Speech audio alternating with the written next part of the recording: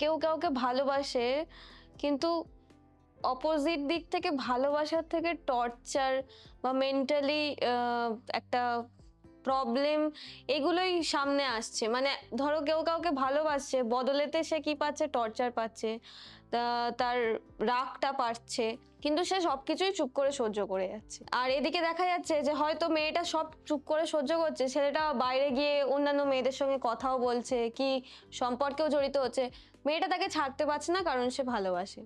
তো এই চুপ করে সহ্য করে থাকাটা কি সত্যিই ভালোবাসা? তোমার কি মনে হয়? দেখো, এটার অনেক ব্যাখ্যা আছে।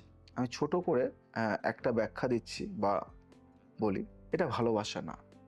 চুপ করে সহ্য করাটা ভালোবাসা না, কারণ চুপ থাকা প্রেম না, এটা ভয়। হুম। এটা ভয়। যেখানে কথা বলার অধিকার নেই, ভালো করে শুনবে, যেখানে কথা বলার অধিকার নেই সেখানে ভালোবাসাও নিরাপদ নয়।